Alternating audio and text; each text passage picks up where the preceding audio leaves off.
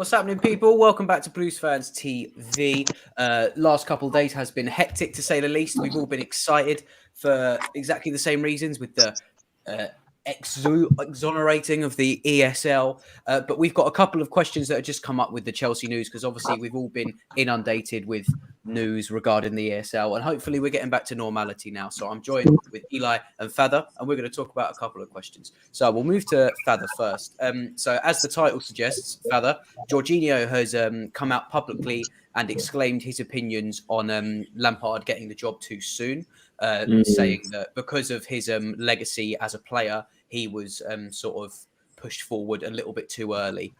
Would you say this? Because in my opinion, I think I do believe he's correct in that sense, but I do think he overperformed in his first season. But what are your thoughts on that? I just think he's being honest with himself, and he is correct about his statement during that press conference. And don't forget, this is someone, a professional, that shouldn't be said publicly. But in all hindsight, every Chelsea fan has said the job came too soon for Frank. But because it's Jorginho who said it in the press conference, not like love or hate, he's gonna get the hate for sure.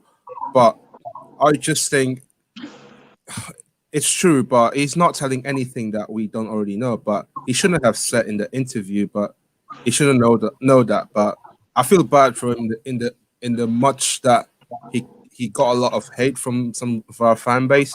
But it's a reality check for people who still think that Lampard was the right man for the job. But I just think still it's too transparent by Jorginho about his statement. Yeah, I agree with that. Continuing with that, Eli, what would you say in regards to Jorginho's response? Because he did wait at least until the sort of dust had settled in regards of talking openly about it. But what are your thoughts on it coming out now? Is it pointless? Is it actually completely unnecessary? Or is it just a simplistic question that might have been blown up by our fan base? Well, it is unnecessary, but at the same time, like, Frank Lampard is my favorite player of all time. But before he took the job, I always said he was never ready. I wanted Lampard as Chelsea manager in 5-10 years time, but not when he was appointed. First year, he was brilliant. He was fantastic with the transfer ban, finishing in the top 4, reaching an FA Cup final. Second season, he couldn't. I just don't think he could handle the big players we signed, like Thiago Silva, Kai Havertz, Timo Werner. So maybe Jorginho is right, and I think he is, but it was really unnecessary. Yeah, I would agree with that. I would also stipulate that what you said is completely accurate. He's probably, without a doubt, in our top 3, if not the top favourite player of all Chelsea fans, Frank Lampard. So what he has given to us legacy-wise regarding his playing career is absolutely nothing. Like his managerial career for Chelsea is not going to tarnish what he's done for this club. Yeah. But I would very much agree with both of you that he did get it too early, very much like you see a lot of managers do. But he not only expressively came out and said there will be a dip in form, he almost addressed it as a sort of, it's going to happen, so let's just ride the wave out, without any sort of tactical changes once the form was dipped. Father, what are your thoughts on that? Do you think he should have had a little bit more time, or do you just think it never have happened initially? In his defense, the words that he described it in that press conference are correct. And the reality is that Lampard's still lacking experience. So there's not much of bad things to say here. It's just like maybe some, you know what, I've been hating a lot for this comment by the asking question from some of these media and stuff. And I hate the fact that they're trying to throw the players under the bus. That you have to know that he's just telling us the truth that we all know. Lampard was and is a great, one of the greatest, arguably, in the Chelsea player. But as far as a manager is concerned, yeah, I still have to agree about what he says.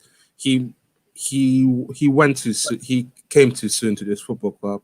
The first season I met him at the Stamford Bridge when he signed that contract. Yeah, it feels like most of our fan base kind of get overexcited, including myself, because of the reputation at this club. And don't forget, he was over expectation last season. I didn't expect us to be finishing at top 4, and I didn't finish us to be in the Champions League spot. So to do what he did in the first season is great, but then that's the second season that where it comes matter the most, because the transfer ban was already gone, and then we already been given loads of money to go sign these top players, and sadly to say, he hasn't lived up to expectation this season, and sadly to say, like, he's falling apart with some of the players, though. Yeah, absolutely. And the reason why, guys, we're talking about this topic is just because Jorginho has come out and openly confronted the decision. So regarding that, Eli and Father, I can let you. We'll get involved together, and then we'll move on to the next question. How necessary is this to come up into the limelight now, or do you think it's a little bit, not so much the board deflecting what's gone on in recent weeks, but do you think it's just a little bit of trying to take the heat off of them themselves by asking those sort of questions in the press? Because realistically, Lampard's been and gone now. Do any of the players really still think about it, or was it just an easy question that's been blown out of proportion to maybe avoid them getting more heat on them for the previous week? I agree with you. I think it's taking the heat off the owners and the club, but also I don't agree with it.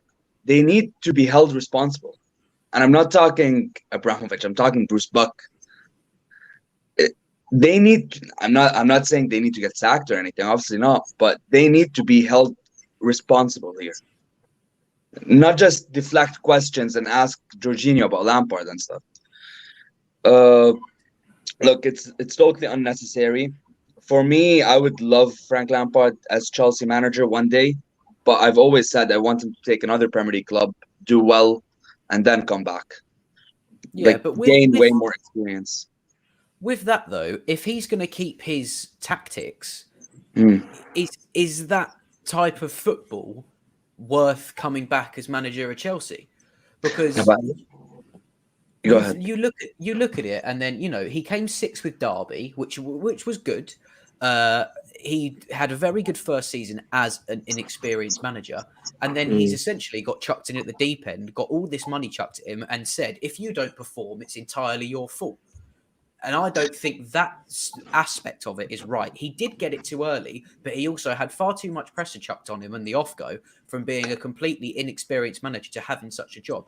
And if I was Frank Lampard, if you came to me after a year of working and then said, do you want your dream job? You're not going to go, oh, no, sorry, mate, it's a bit too soon, because that opportunity might never come again. So you can't really initially blame. I'm not saying you are. But you can't blame Lampard himself for choosing the job. Or you only have the board to blame, because I didn't really hear an outcry for the fans begging for Lampard to come straight away, which is why, and we'll go on to you after Father, saying were you guys at the bridge? Myself and Father were. Eli, I don't think he could have made the trip. I live in Canada. Like, I would love to be exactly. There, I don't think he could have made the trip. And there was Super Frank chants. And was that saying we had nothing to do with your sacking? I would say yes, but we also had nothing to do with his hiring. Father, is that fair? Or that's fair. And you know what? I don't want to get into a bit political in this, but on his defense, I just think he should stick with his job on the pitch. And I don't think like that comment that he put up in during that press conference is very necessary. Yes, it can be like any words you say, it can be controversial. It can be, I would say like interpreted in a different way. But I just think the way that he's spoken about today, it feels like the timing of it, I feel a bit wrong.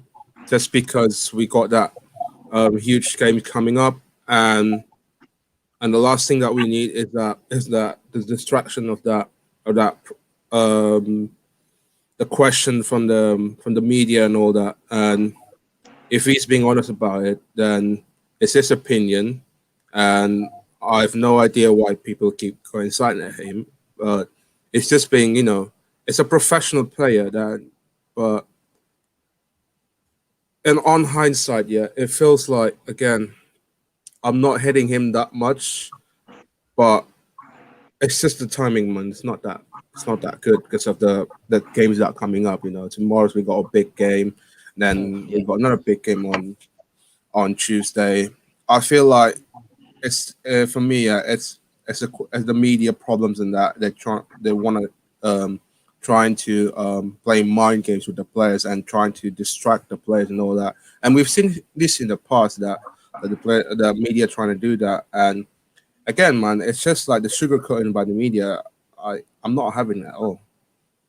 Yeah.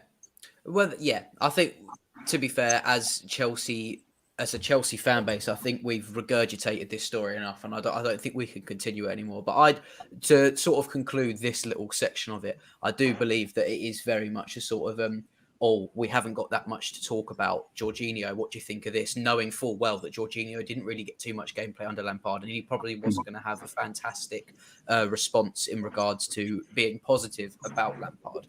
But we'll move on now to the. Can I just say one thing? Of course you can. You know why I don't like talking about Lampard and what Jorginho said? Because ask Mason Mount what he thinks of Frank Lampard. Mason Mount loves Frank Lampard, and he can tell you he's the best manager he's ever had. So it depends on the player. Depends on the player who you're asking. So yeah. I don't take it really seriously. Yeah, exactly. Which is why I'm saying it's propaganda is a very severe word. Yeah. But you're picking a player that wasn't in Lampard's good books, and probably vice versa. A very loaded question about was he good enough. So it's like that. But that's how the media works, unfortunately, in all aspects of life. But obviously, we're going to go into a preview about West Ham, but let's talk about the injuries regarding the Real Madrid game on Tuesday. And I want to say this because I don't really want to say like, oh, it's really good because of all these injuries. I want to talk more about the compactness of this season. Is it sort of making these types of tournaments that everyone looks up to and their dream as children of playing? Is it sort of making them a bit redundant by having such a compact season? You've then got all these star players who have performed week in, week out for 6 to 7 months, and it gets to the 8th and they've played so many games, they're all just absolutely knackered. And then you have a sort of not less fair, but a less competitive side going out who haven't played all season. I'll go you that. Mate, the players are not gonna have a summer break till 2022. Exactly. They have a Euros, they have a World Cup, another season. I do think it is getting a bit redundant. I do think there should be a big break. Like, I don't know when, I don't know how, but at the end of the season, there should be a big break for players to recover, to get a summer vacation. Don't forget also their summer vacation is staying at home. They can't travel anywhere. So yeah, I do think this season's been a bit weird. But look, if we win the Champions League, do we really care? No. I'm not disputing that at all. And I do think Zidane doesn't necessarily. I don't watch La Liga week in, week out, so I might get called out for being wrong on this. But he, by the looks of it, considering he's got, Modric and Kroos haven't played the last 2 La Liga games, possibly resting them. Ramos is definitely out. Vasquez is definitely out. To name a few, there's 2 or 3 more that I can't remember the names off the top of my head. But we haven't got as many injuries, and that's because there's been a lot of rotation since Tuchel's come on board. Yeah. Father, would you claim it's not so much the compactness of the tournaments themselves are to blame, but more so the man management of specific managers? I agree with the point that you said about man management and with the compactness in terms of compactness of the season, and you have to rotate because you can't expect play the same players every week, every 5 days or so, because of the this year has been a weird one, mainly because yes, we got that pandemic coming up going on, and also we haven't got much time because of what happened last year. Everything was just trying to this year, the Euros, everything, the preparation for the Euros. Some of these players are going to play in the Euros, that's for sure. And if you want to talk about compactness here, you have to rotate, regardless, like whether you're playing in the Copa del Rey or you're playing the Carabao Cup, you're playing the FA Cup.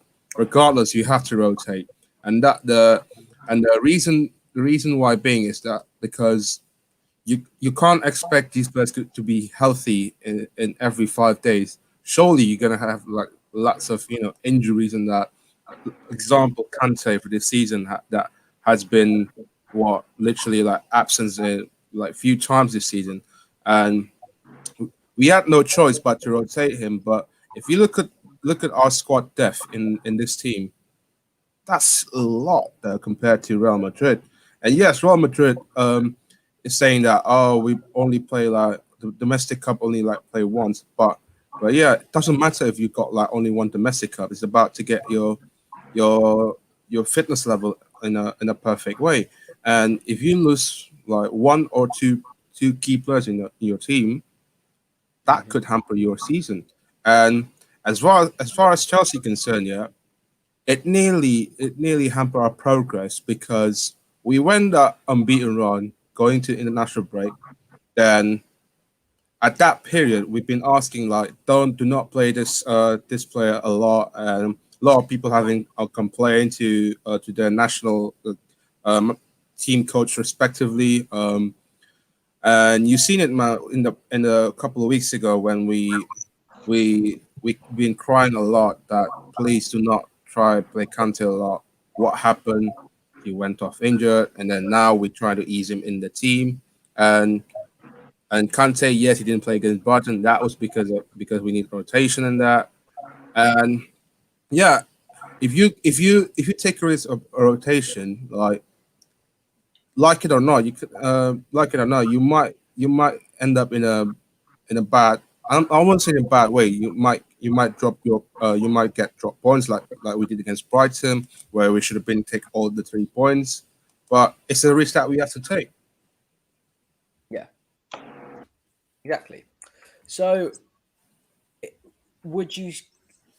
is the injuries for Real Madrid more so just unfortunate and lack of game management, or does something need to be about it? Because Real Madrid haven't got the excuse that the possibly, no disrespect to sort of like the lesser clubs, but the clubs further down the tables in La Liga and the Premier League with less money, they have less opportunities to turn their squad around. If you look at people like us and Manchester City, Liverpool with like Jota coming on as a super sub most of the time, they've got Naby Keita. If he's in form, I think he's a very good player.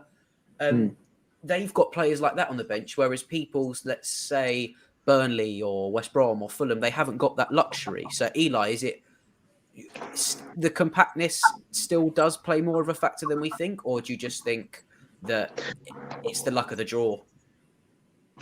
For me, it is luck of the draw because if you rest the players, okay, you rest the players for 2 weeks, they don't play, you rotate a lot, then you start them in one game. A lot of players can get injured in just one game, even if they get rested a lot, if they get rotated a lot. Injuries are, well, there's a lot of stuff with injuries, but most of it is luck, right? Like someone could come and tackle you, and you can get injured, then you might be out for the rest of the season. So for me, I want to put it in, I want to say it's luck. Obviously, it's also compact and whatever you guys said, but it's luck for me still. Okay. And so we'll move on from that. Team news-wise for West Ham and Real Madrid, really, Tuchel's come out and said the only real issue he has at the moment is Kovacic. Everyone else is fine. They're looking for him to be back for the Fulham game. Father, how much did we miss Kovacic for the Brighton game? Oh, huge. Not only Brighton game, I was saying Man City game. I think I don't want to criticize Kante a lot, but if we could have Kovacic in that game, it could have been a different game. Like, yeah, we won 1-0, but the tempo of it, the ball movement, it could have been a different one. And not only Man City and Brighton game, arguably Porto. Yeah, maybe Porto, yeah, because we already went that 2-0 up. But in terms of on how we play the ball through that midfield, I think we've been missing a lot from Kovacic, because he's one of the sort of players that could give us, creativity that going forward. Whereas Kante is a lone DM. He's more of a as number 6, I would say. But yeah, I don't think for me, Kante, he has been one of the players that stepped up a lot this season. But Kovacic, for me, arguably one of the players that people has been underappreciated a lot this season. And you have to give credit to Kovacic what he's done this season, because I thought without Kovacic, we're not going to really boss that midfield. Even though Kante, he has been stepped up for the last few weeks, but Kovacic for me has been pivotal on our unbeaten run, on our recovery this season. Yeah. So this comment here, Eli, I'll let you reply to this. So Enoch says he's thinking Kovacic and Jorginho for the lesser teams and Kovacic, Kante for the top teams. That's the combo. I would argue that Jorginho is the undroppable one in that trio at this point in time. In terms of form, maybe, but I do agree, because I have my own YouTube channel, and I always say Jorginho against small teams is fantastic. He dominates the midfield, plays 1-2, but against big teams he really struggles, because there are maybe better players against him in midfield, and that's where he struggles. So maybe. And also, we need more energy against big teams. Like Kovacic and Kante have more energy, run way more than Jorginho does. So maybe I do agree with that comment. But in form, Jorginho even has to start against big teams. Yeah, but I mean, so with that, and Father, sorry, I will come to you in a bit. So the reason why I'd say I wouldn't want Kante and Kovacic playing together is for the exact reason I think you probably want them to play together. Because I think if they're both running around, if Kante runs through the middle and Kovacic goes to join him, we're left completely vulnerable if we are then being attacked on the break. Which is why I think Jorginho needs to be the catalyst that the other person plays off of, rather than both of them sort of going about their daily business and just trying to cover as much ground as possible. Because don't get me wrong, Kante is one of my favourite players. Him and Ben Chilwell are my absolute favourites, and people hate me for it. But I like both of them. But and I think when you say against the lesser teams, in Jorginho's current form against, sort of even against Porto, Tottenham, I think he was fantastic and was actually the reason our midfield was as controlled as it would have been. So I think if you deplete Jorginho off of that and have the two more aggressive runners up, you do lose that sense of calmness when it comes to keeping the ball itself. Yeah, I get that, but if you're pressing Jorginho, he's gonna lose the ball, and then the other team is gonna have chances, right? The problem with Jorginho is him being pressed on. He can't do anything. He's a slow ball progressor. He's a slow ball progressor. Exactly. So that's why, for me, I'm worried about playing him against big teams. Because big teams have better quality, and they can finish. Well, they're more likely to score than smaller teams, let's say. So I got no doubts the talents are there, but for me, my concerns with Jorginho is the inconsistency. That's all. That too. And also as well, like it can be good in one set again, then he can be, in front of the tabloids again the next day. And I just think I don't know about this. We're gonna keep him in the longer term, but I don't think Jorginho is that. For me, even though I've been criticizing a lot, I'm not sure in longer term that we could have, keep him in a good long term. Though. But yeah. Yeah. Big up Sophie Rose, by the way. Hi, Sophie. Hello.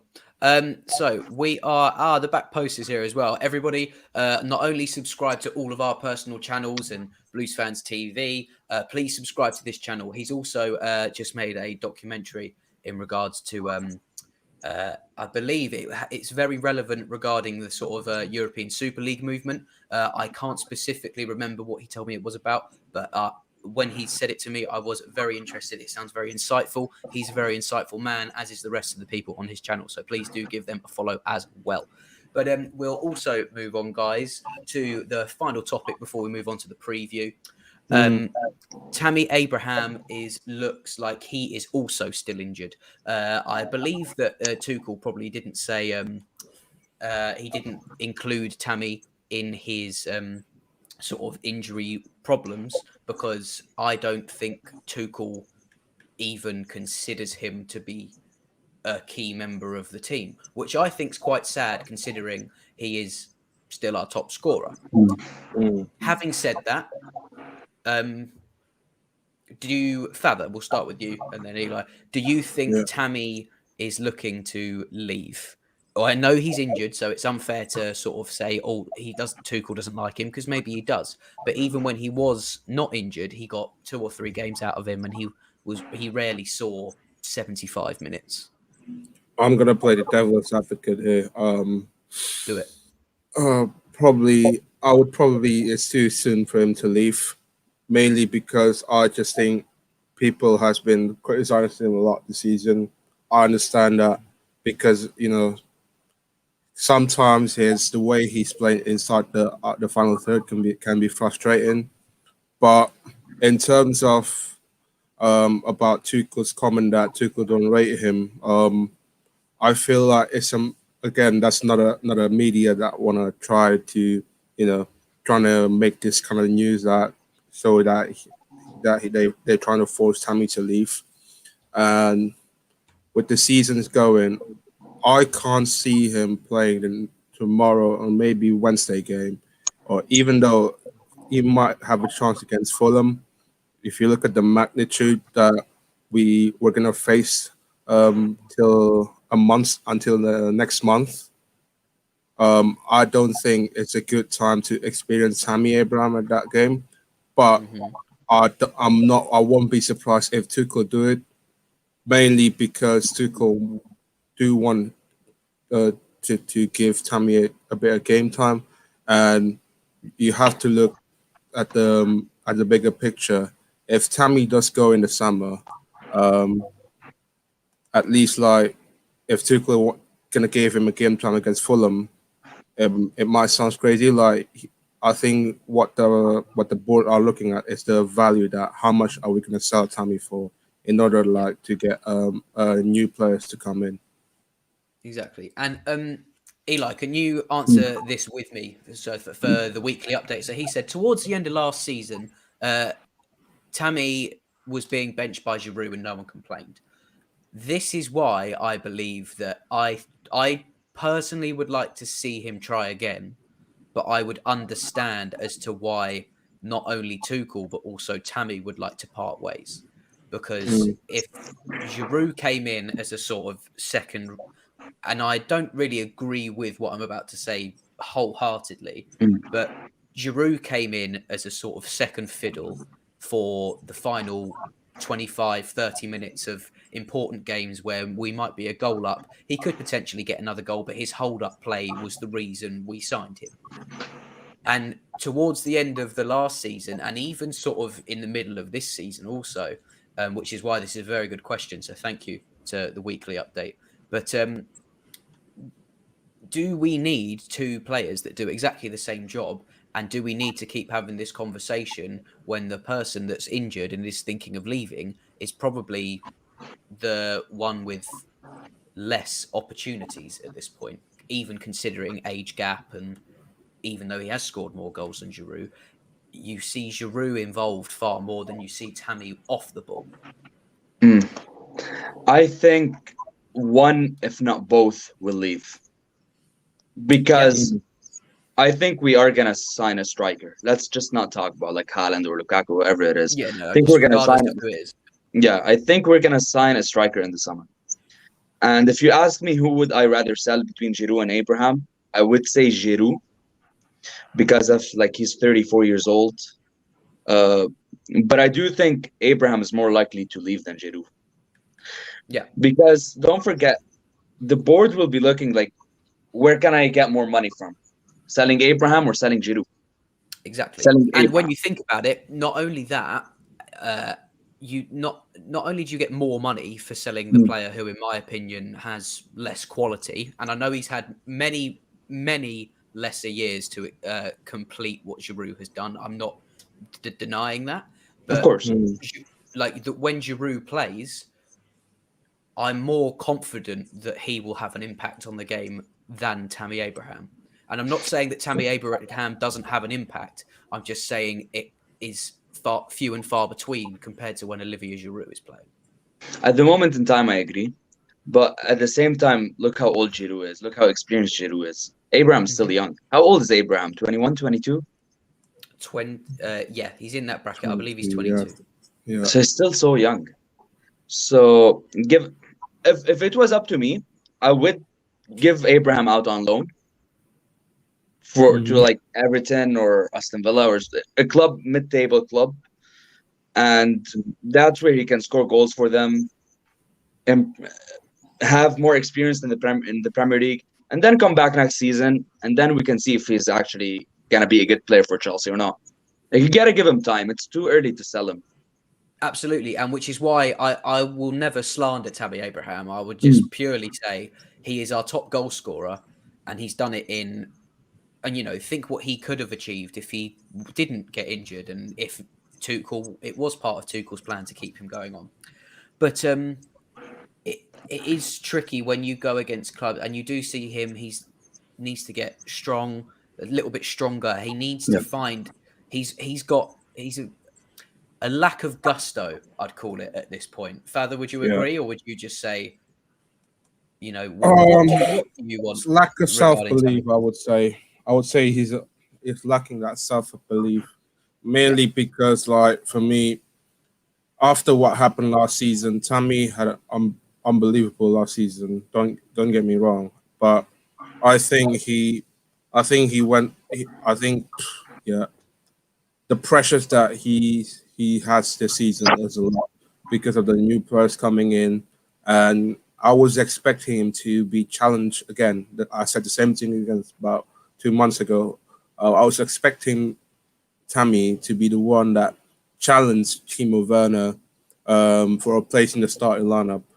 But as far as this season, I think for me the inconsistency, the poor link-up play has been thoroughly disappointed for me, and I will not be surprised like if he's not signing the contract, if he wants to go to get game time. I will not be complaining a lot. No, but you think in regards to his wages, he's not an expensive player at the minute. But and then again, we've got a super chat here. We may be forgetting that he doesn't want to sign. So should we sell him, or because his at the moment, if he comes back on the pitch for the last 3-4 games of this season and he doesn't score a single goal, his transfer fee is only going to drop.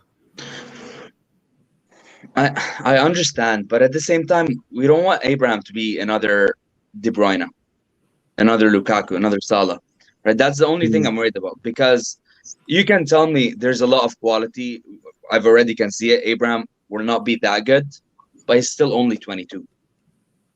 I checked as well. Sorry, I've forgotten the name, but he's 24. But still, regardless, 24 is still ridiculously young. 24 is young, but for me, there's a difference because in 2 years' time, that's Tammy Abraham's prime. Yeah. When he's 22, you're like, okay. When he's 24, he needs to be top, and then 26 is where he becomes top. You know what I'm saying? Yeah. So, look, if the money is right, I'm gonna have to change it. I might sell him if the money is right. Yeah. It goes to again, like, does Tuchel want to give him a game time to get that value in the transfer market? It's all up to him. Like, for me, I would not be surprised if he left out for until the end of the season. I would not be surprised if we gonna brought him on at some point when we control the game like 3-0 up, and then bring him on just to give him, a good taste of feeling about it, about the Tuchel tactic. But at the moment, it's a bad timing for experienced Tammy Abraham, unfortunately, because of the magnitude that we're going to have to face in the next couple of weeks. And yeah, man, sadly to say, like, I like Tammy a lot, mainly because, the young bucks the young blood that he's got in his heart, though. But yeah, it's just like crying out a lot for me. The consistent, and in this league, you have to be consistent no matter who you are, week in, week out. And if you're not being consistent, you go to the bench. Simple as that. Exactly. And right, guys, so we're going to move on. I've also, with any luck, we'll get Kwaku on as well for the preview for West Ham. But let's go in. So obviously, Kovacic's our only injury. For West Ham wise, their names do escape me, but I know for a fact, obviously, Craig Dawson cannot play because of the red card, and Aaron Cresswell is still carrying a bit of a knock from the last couple of games and that he hadn't played. So he is a potential sit down as well. Of course, I'm a huge Cresswell fan. I think he's fantastic, but to play against, very difficult to break down, as is Craig Dawson, as is the back line of West Ham in general. Eli, do you think they're going to change up their formation, or do you think they'll try and stick to what they know and what has stead them well this season, even though the defenders coming on haven't got the maybe not the sort of aerial threats or the attacking threats that Cresswell and Dawson possess? Look, I don't know a lot about West Ham, but I know like David Moyes is having a fantastic season with them. And why would you change? I know you have injuries, but this formation, this style of play is what made you go up to fifth, and in the top four. So I wouldn't change. Well, and they're only fifth on goal difference at this point as well. Yeah, so that's a fantastic season. If you ask me, even if you ask me next season, where do you think West Ham will finish? I would tell you 12th, 13th. But it's been an incredible season for them. So if I was the manager, which I'm not, and David Moyes is much more experienced than me, I wouldn't change. Yeah, I understand that, and we'll get Kwaku on as well. So for those that don't know as well, we've got Father. I will come to you. Sorry. For those that don't know, where are we? This is Kwaku. He is new to the channel. He is fantastic. He's an insightful man, and you should be seeing a lot more of him, as well as me, we hope. But Father, before I go to Kwaku on this, what do you think of the sort of high line that Moyes plays with his players who are currently out? Do you think he's going to change it, or do you think he's going to stick to his guns? With the David Moyes team, yeah, I've seen a lot of West Ham performance for the last couple of weeks. At times, it can be frustrating to watch, mainly because of how they always giving the goal away after they lead a goal. But in terms of the performance with the players, I feel like Moyes has got every player spots on. I felt that Lingard, especially that Lingard addition to their team, that drives them to that Champions League, that Europa League spot that they've been crying out loud this season. And the fact that maybe the lack of, there's no preseason at all, and they've had literally a month to prepare for the start of the season is an exceptional work by David Moyes so far this season. And with the way that they're playing, I won't be surprised they're going to give us a hard time. And also, they shouldn't be underestimated, even though they lost couple of players in that team. But for me, I think West Ham arguably the one of the dark horse this season in terms of European races. Exactly. And Quaker, what are your thoughts? So we were just saying Kovacic is our only sort of main concern injury-wise. So we'll pretty much have a full-fledged team, and we'll get onto the lineup in a second. But West Ham, I believe, so Dawson's out, obviously. I believe Rice is taking a knock. I'm not sure how serious Lingard's injury is. And Cresswell, obviously, who unfortunately he was like my safe haven in my FPL, which is upsetting. But we were just saying, would you think Moyes is going to stick to his guns? Bearing in mind, I wouldn't necessarily class Mark Noble anymore to have the sort of ground coverage that Declan Rice has got or anything like that. I couldn't for the life of me, off the top of my head, tell you who is going to replace Aaron Cresswell. And I don't think many people could in that team. So what are your thoughts on how you think Moyes is going to set up? Well, Moyes has been notorious this season and has caused kind of furor amongst West Ham fans in terms of how he approaches big games. And we know that he's got a notoriously poor record. Granted, it's away from home, his record, and I know we're playing them at the London Stadium, but he's got a poor record against the top teams in the Premier League. So I don't think he'll defer too much from what he's done in previous big games. So I think he'll probably try to sit back with a low block. And I think the opportunities will be few and far between them for West Ham. I know that West Ham are flying in the Premier League, but you've seen a couple of falters in the last few games, whether it's been games where they've taken a really big lead and allowed the team to come back into it, like the Arsenal game or the Leicester game. So I feel like although West Ham are a dangerous threat, they're missing so many of their key players, whether that be Cresswell, whether that be Mikel Antonio, whether that be Declan Rice. So I feel like we have enough to go into that game and really impose our will and play the way that we want to play. And hopefully get a result against West Ham team, who I think are reeling a little bit at the moment. Absolutely. And guys, we are going to get on to our team lineup. So if you do want to get involved in this current thing, because we're going to be talking about this for another 10-15 minutes, if you're desperate to have your question answered, do not forget we've got the super chats and all of that sort of stuff. So I believe we're probably all in agreement that Edouard Mendy is going to start this game. Yes, but I gotta say there's starting to be a competition between him and Kepa. Kepa's been fantastic under Tuchel. Like, he hasn't conceded the goal in 2021. I object that, because Really? Tuchel said it really clearly in that press conference. Kepa has been well last couple of games or so, but he said it very clearly that Mendy will start on Saturday against West Ham, and and also he added that he also said that I think he rated Kepa a lot about the way that he came into the team and tried to ease him in, and the way that he kept a clean sheet every time he starts. He looked him at a good way, and also big up to Kepa at a great performances every time he started and kept a clean sheet though. And yeah, man, but in terms of tomorrow's game, Mendy will start for sure, because he already said it clearly in that press conference. Absolutely. Quaku, yeah, Mendy?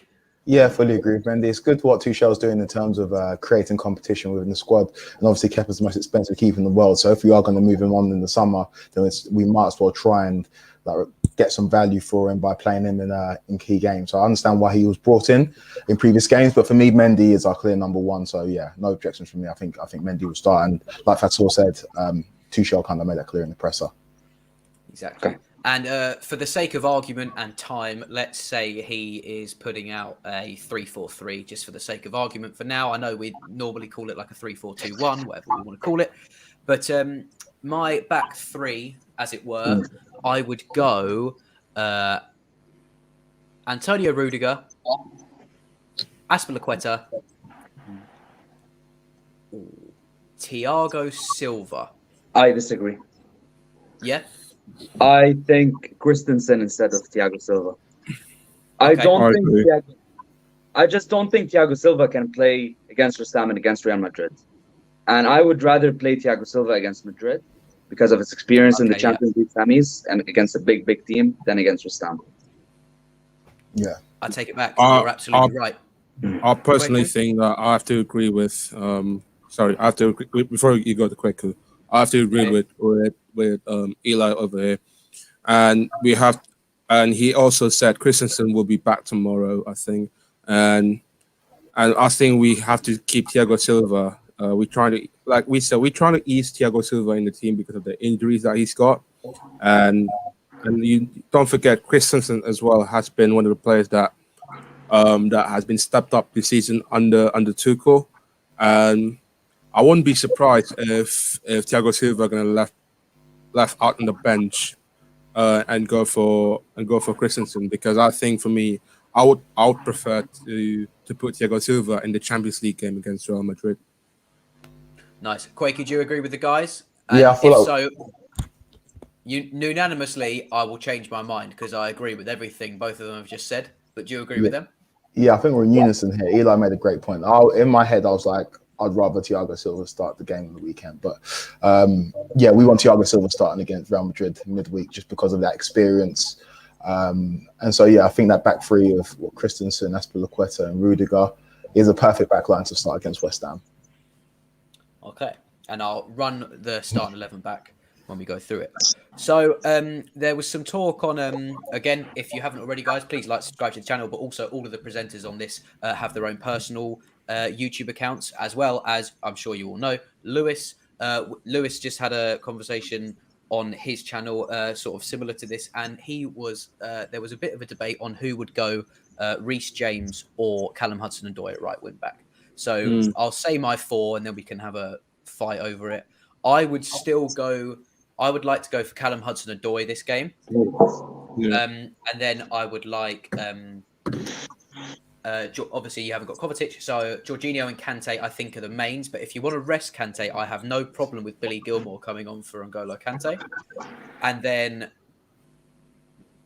I'm Ben Chilwell. Ben Chilwell's my guy, so always Ben Chilwell.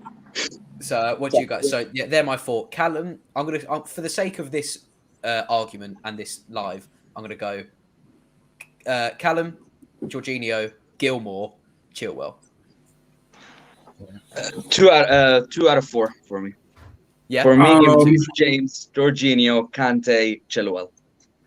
I would think we need pace on top, mainly because West Ham gonna miss that left hand side, and if Moyes does go for Masuaku in that left hand side, I think we could exploit him if we start Hudson-Odoi on the right, and sadly to say we haven't got much options left apart from Jorginho and Kante, because I don't think tomorrow is a good time to experience Billy Gilmour unless we kill the game early, and then we might get, I think we're going to sit back, just control the tempo, slow a bit tempo down, just to slow the game down, and maybe Tuchel bring on Gilmour for about 20 minutes or so, just give a bit of game time.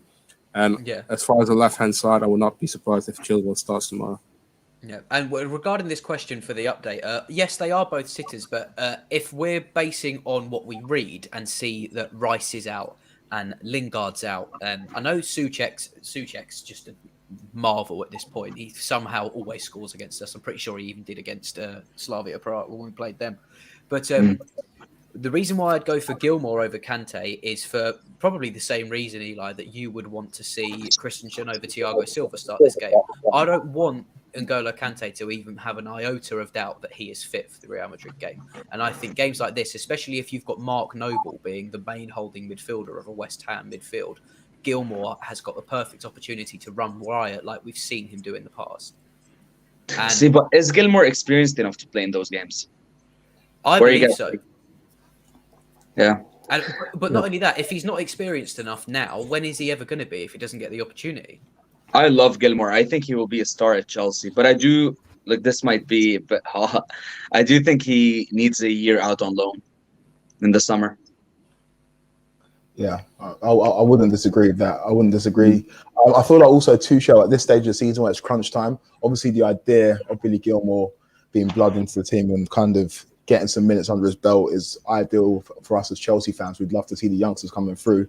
But I feel like at this stage of the season where every point matters and every game matters, I think Tuchel's just going to go with what he knows best. But I would love to see Billy Gilmore starting this game. I'd love the teams to come out and it's Billy Gilmore starting alongside N'Golo Kante or alongside Jorginho or whatever it may be. But I feel like Tuchel's going to go with Kante and Georgie. And then I always seem to come on this channel, and although he's probably my least favorite Chelsea player, I always seem to come on and argue for Marcus Alonso to start on the left-hand side. Yeah, that's right. To be fair, I will actually probably back this argument at the minute because I think Chilwell needs to. If I even see Alonso's name on Tuesday, I'm going to be upset. So I don't actually have any problem with Alonso playing tomorrow. He looked very shaky versus Brighton. Yeah, I think rotation is key. I feel like what Thomas Tuchel's come in and not only galvanized the squad, but what he's done is kind of made everybody feel like if they play well enough, they'll have an opportunity to run out in the Chelsea team. And especially if I feel like we're going to go as far in the Champions League as we hope to, I feel like there's going to be league games towards the end of the season where Alonso is going to be crucial. So I think Alonso in this game wouldn't be the worst shout. Although Chelsea fans aren't too fond of him, I wouldn't mind seeing him play this game and then make sure Chilwell's fit for the midweek game against Real Madrid. And on the right hand side, I think we're mostly in agreement, and would start Callum Hudson-Odoi just because he's another kind of weapon to add to the attack, and he can exploit West Ham on their left hand side. So Callum starting on the right hand side, I'd love to see it, and it gives Reece a bit of a break as well. Okay, so unanimously, let's call our midfield Callum, J5, Kante, Ben Chil. Are we going Chilwell, or is Kwaku convinced you? Are we at this point? I don't mind if we go with Ben Chilwell, mainly because I think Ben Chilwell has been the player that has stepped up a lot for the last couple of weeks, and yeah, man, like I feel like if people want to go for Alonso, tomorrow's might be not a good time, just because like I said earlier, like I would prefer, like Kweku said, like maybe bring on Alonso at the later stages of this season, because like Kweku said, Alonso's going to be pivotal if Tuchel going to decide to do some rotation in that. I agree with the weekly update. Look, Chilwell is a young player. He got rested against Brighton, so I do think he can play against Fulham and against Real Madrid, and rest him against against West Ham and Real Madrid, and rest him against Fulham. Yeah. I would start Reece James over Callum, because I do think at the moment Reece is a better right wing back than Callum. You think he's a better right wing back? But at the moment, yes.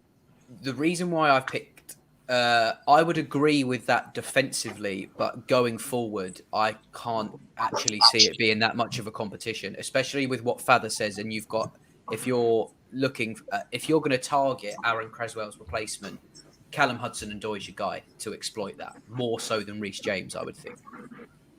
Play him in the front three. Play both. Play Callum in the front three. Yeah. I think Callum would love that. I think Callum, obviously, he's grateful for getting more minutes under Tuchel than he was under Lampard. But I kind of agree with Eli in terms of Callum's ideal position being the front three. I just don't know if Tuchel at this point in the season sees him as part of his front three. I think he's got pretty set ideas of where he thinks his players are going to be playing. But I'd love to see Callum in the front three, but I just can't see Tuchel doing it at this stage of the season. No. Fair. And then, which moves us happily on to our front three. So my front three would be, again, I'm going to explain myself after I say it because I'll get some stick. But I would like, for this game, Mount back to where we're used to seeing him play the last few games. Hakim Ziyech for reasons of Pulisic's injuries and his history. Yeah. And also, I think I would like Timo Werner for this, providing we assume that the high line is going to be here. And before we get on to this front three, I just got Rory saying Jorginho's got a cheek to even utter Frank Lampard's name. For those that had tuned in at the beginning, that hadn't tuned in at the beginning, sorry, there were news and reports coming out that Jorginho was slandering Frank Lampard's original admission to the job of Chelsea manager. I absolutely understand where Rory's coming from, and I'm very, very inclined to agree with him. I don't think he's got a right to say it. I also don't think it's necessary to do it right now. But Kwaku, you weren't here for this, so do you want to give your thoughts on what we also said initially, us three, that we think it might also be a sort of deflection tactic in regards to us no longer talking about, we don't like X, Y, Z about our how stuff happened in the previous few weeks, and now we need to have something else to moan about. But what would you like to say about it? The thing is, in terms of Jorginho's sentiment, I don't think he's off with it. I just don't think he's the right guy to come out and say it. And like you said, I think it's unnecessary. There was no need to say it. Lampard's gone. We all saw. Now we've seen Tuchel come in and do the job he's doing. We see the shortcomings of Frank Lampard, who is a young manager who will come again, and he is a club legend. And so Jorginho probably should recognise that and recognise maybe these quotes are out of context, but context doesn't really matter in the world of football Twitter because people just read the headlines. So Jorginho needs to be careful and tread carefully, because he's not a player that all Chelsea fans are completely convinced of anyway. And having met him midweek, he seems like a lovely guy. Kwaku, you met him? Yeah. You guys are very lucky. It's meeting Jorginho and going to bars soon with him. No, we just met him outside Stamford Bridge, and he was a super nice guy. But again, he's a player that not all Chelsea fans are warm to or towards. So I feel like he's somebody that might need to choose his words a little bit carefully.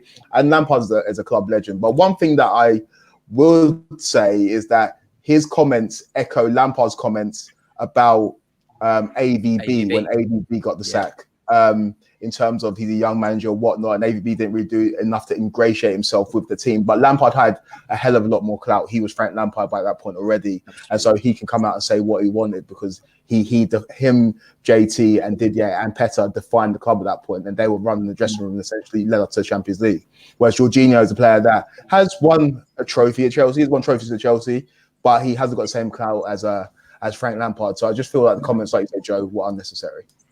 Exactly, but although when you look at it semantically, Jorginho has done what Frank Lampard has done in regards to talking about a previous manager, and you're absolutely right. If you even stat for stat, if you go put Lampard next to Jorginho, it's not even a contest. It isn't even a contest. And although I'm pleased to sort of admit that I'm wrong, where at the start of the season I was poo-pooing Jorginho like most of us were, and he's done a fantastic job for what he's been told to do, but it does show, in my opinion, his lack of versatility as a player when he can't do what other managers have told him. Yeah, exactly. And the thing is that this is not us like stubbing Jorginho or calling out Jorginho, but it's just a case of you kind of have to recognise who you're talking about and the circumstances as well. And also recognise that football fans are enraged, not because of this, but because of what's going on in the world at the moment. Exactly. So you don't want to give anybody any reason to kind of pick holes at you or whatever, because the animosity that we have towards maybe the hierarchy of the club can be misdirected to you if you say the wrong kind of thing, especially if you go out and put on a poor performance against West Ham. So I don't know, just needs to tread a little bit carefully, but I'm sure he didn't mean any ill will with those comments. No, absolutely not. And also, not only that, I believe like Lampard was sort of the first player to not have Jorginho pinned down as a manager's favourite, because he literally, Sarri had him. He was what people assumed Mason Mount was to Lampard, until they realised Mason Mount was just a fantastic footballer and didn't need an excuse to be in the starting 11. But Jorginho almost came with Sarri, and it was seen as an excuse, which is why I think people honed in so hard in regards to Lampard and Mount, because they had seen it before and they didn't want Mount to be another previous Jorginho. And when I say that, I'm not saying this about Jorginho now. He has been fantastic, and I will not slander his performances this year. But when he was with Sarri, he wasn't as good as Sarri exclaimed he was week in, week out. And I think that's why people initially had a problem with him. Whereas to now, people are now coming to light that he does perform under other managers, and he has shown himself. But I don't think he did that under Lampard. He didn't prove himself to be what he is now under Tuchel. Yeah, I agree. But Rory, thank you very much for that question, because it actually honed us back into the start for the people that didn't see it at the beginning. So thank you. But back to the front three. I said, what was I saying? Mason Mount. I'd quite like to see Mason Mount on the left because I think how he plays against with Chilwell is quite impressive. I'd like to see Ziyech play on the right with Callum, because if we are assuming that Moyes is going to keep this high line, this is an ideal game for Ziyech to be on the right wing and whipping in those sort of crosses that just dumbfound the centre halves, and Timo Werner can give himself 2, maybe even 3 yards if he's up against someone relatively slow. And that's hopefully, if he's got his shooting boots on, an easy 1 or 2 goals, maybe even an assist if Mount's coming in on the overlap on the left also. So my front three would be Ziyech, Werner and Mount. Mount on the left, Ziyech on the right, Werner in the middle. No argument there. No argument. So, I agree with your front three, but who's going to score? I personally don't trust Timo Werner to score anymore. Mason Mount. I'd be inclined to believe you, but you've got to look at the pitfalls that West Ham are going to have. They've just come off the back of a defeat against poorly performing Newcastle.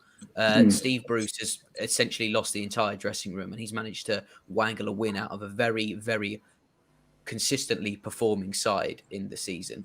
And you have to look at who wasn't playing and who came off at the beginning. And it was Craig Dawson and it was Aaron Cresswell.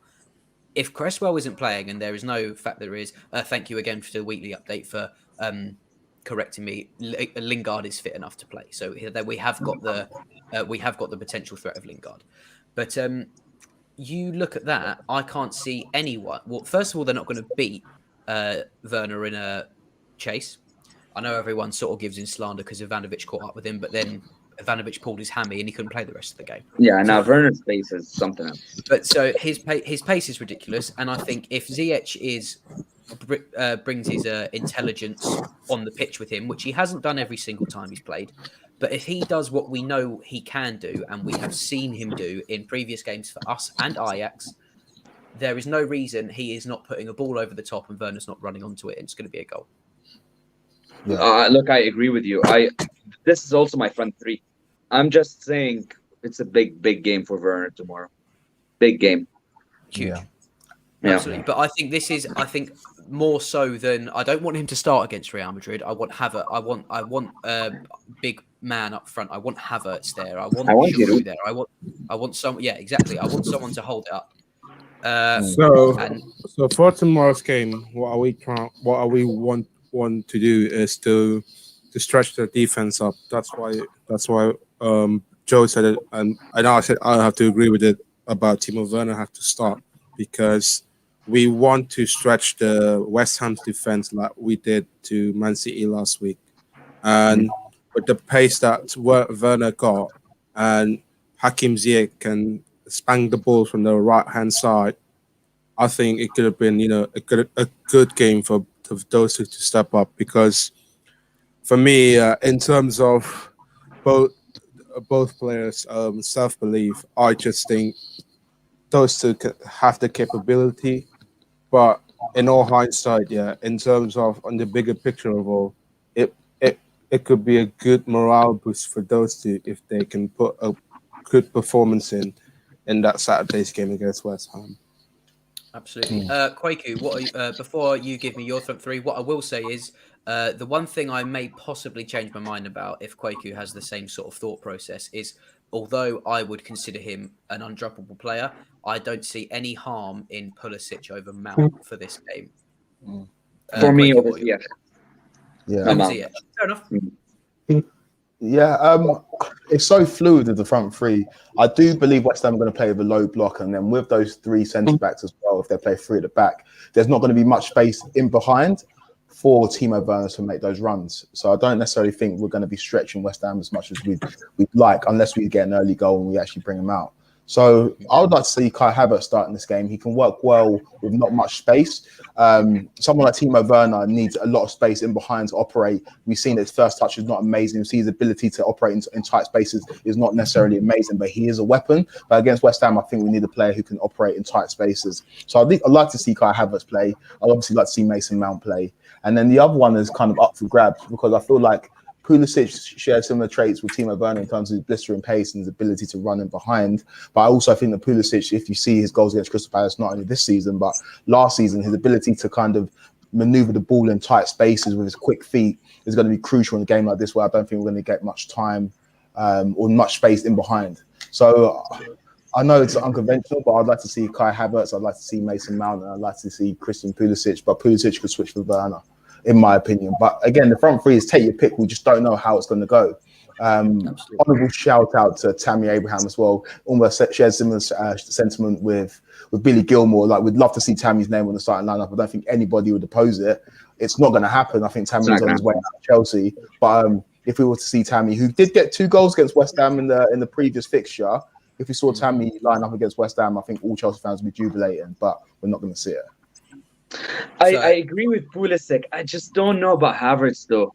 I'm really stuck with Havertz. You know, like I rate the guy. He's still very young, but I had like a small, not argument, but like a small talk with Lewis after the Brighton game, where I was saying, and that's a big question: would you sell Havertz for Haaland if that's the only option you're able to sign Haaland? Would I?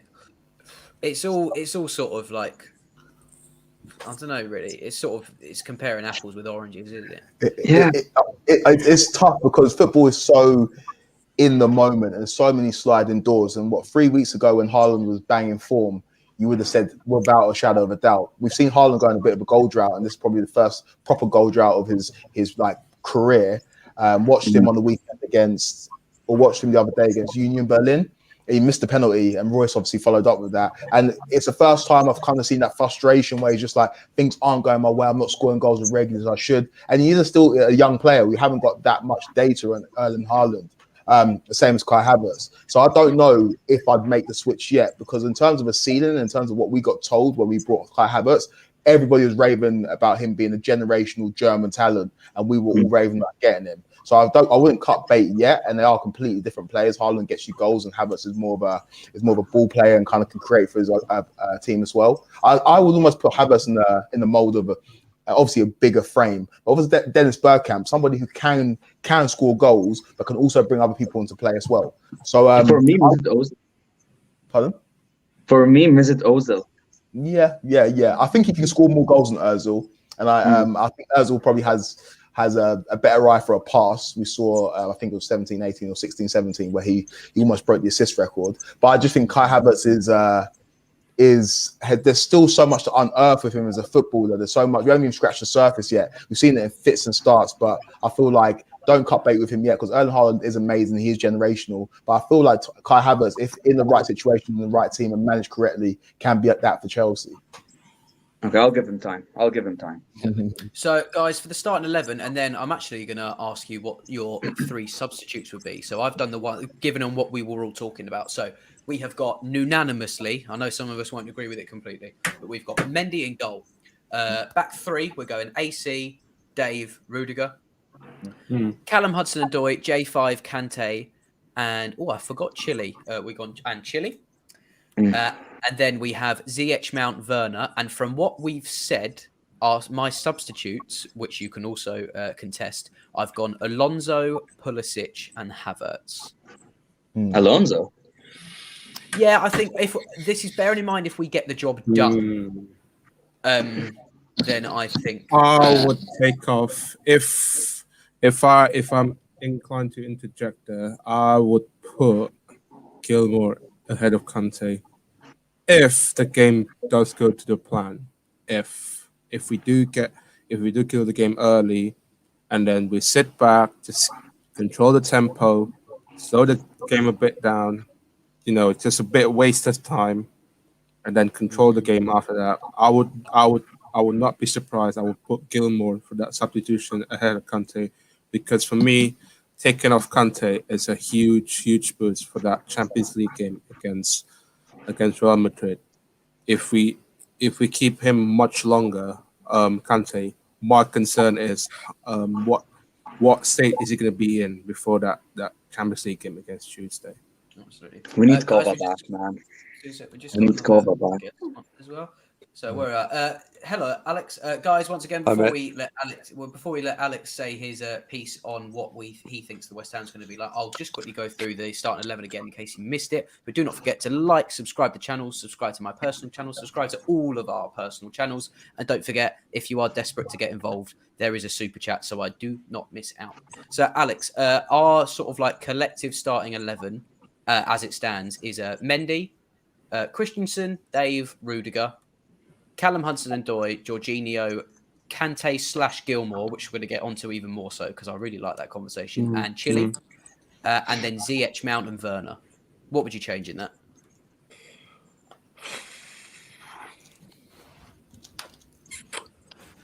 Do you know, I don't know if I would change it. Pretty happy with that. So in which case, next question, you going Kante or Gilmore? What a question.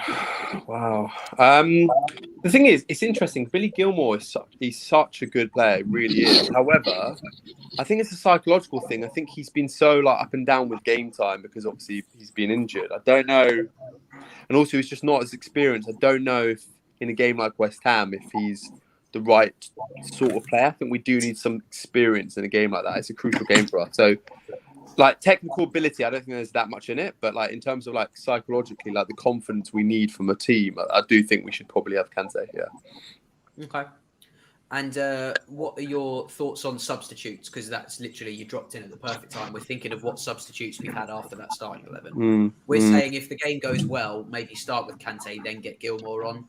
Reece for Callum, and then Havertz for either Werner or Ziyech, because then if he comes off for Ziyech, Werner can swap to where Ziyech was, and then put Havertz up front, or just a straight swap for Werner if he's playing down the middle.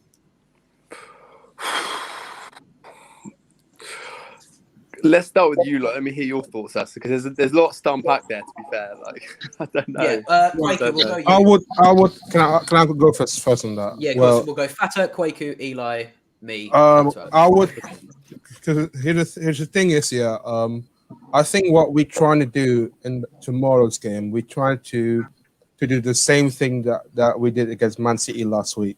We try to stretch the defense up, and since Aaron Cresswell are going to be out for tomorrow's game, I think we can expose them through that right-hand side, because we got Callum Hudson-Odoi starting the right-hand side, and then you can have Hakim Ziyech link up with Timo Werner up front, because I think with Timo's pace on top, it could be a massive boost because they haven't got that that strong defensive minded bases apart from Craig Dawson and arguably Okpona's going to be doubtful tomorrow, and with Werner starting tomorrow, and who knows, they might start a deal at that defense. But for me, in terms of what we're trying to do tomorrow, we're trying to stretch the defense out so that Werner can cut inside like that. But yeah,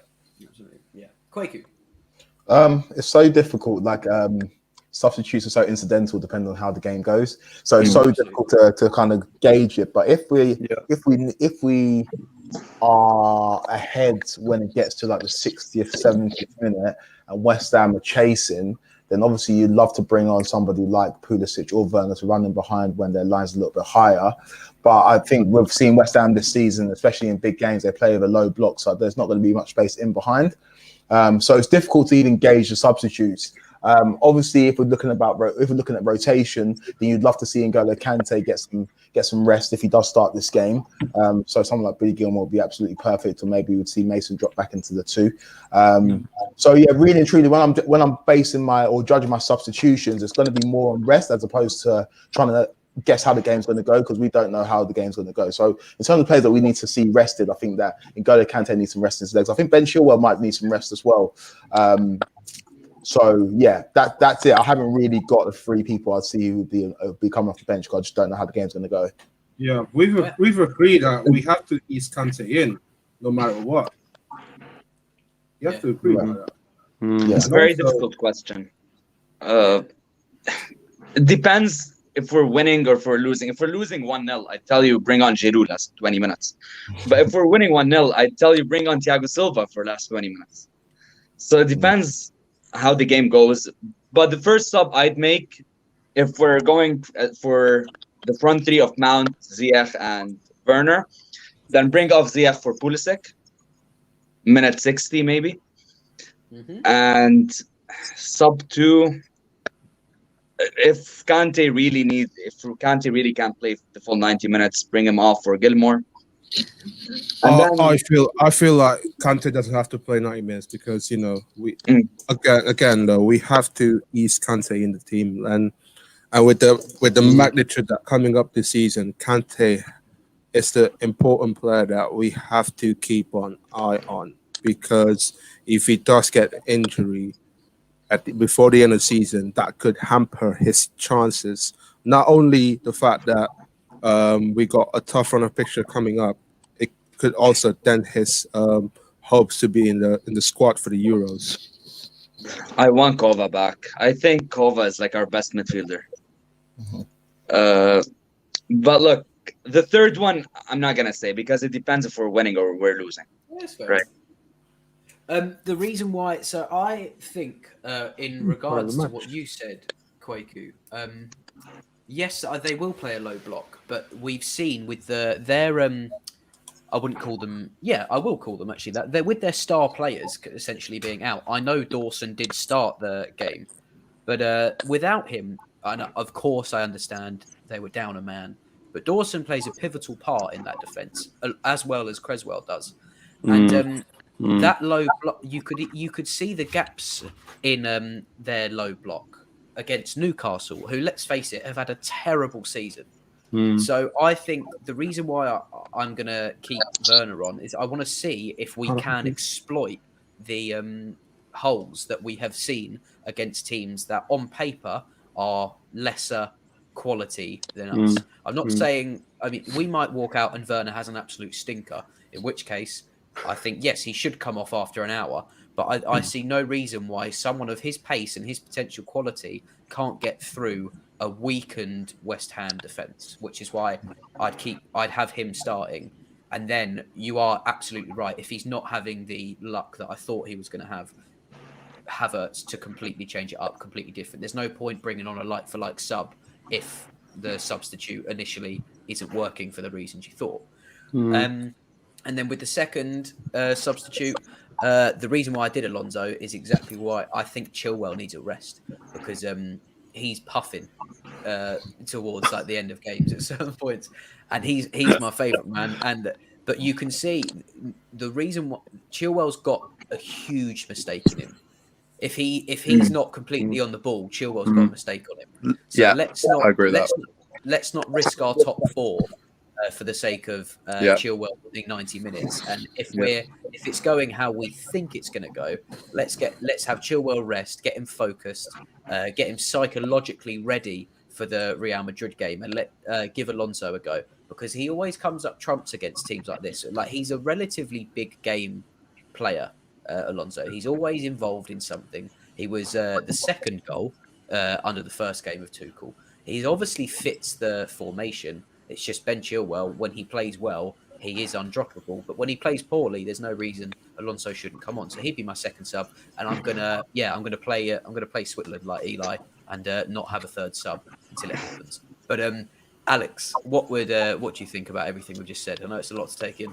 Yeah, I think it's interesting. Everyone knows my thoughts on Alonso. I don't rate Alonso, unfortunately. I would start him ahead of Alonso. Sorry, I just would.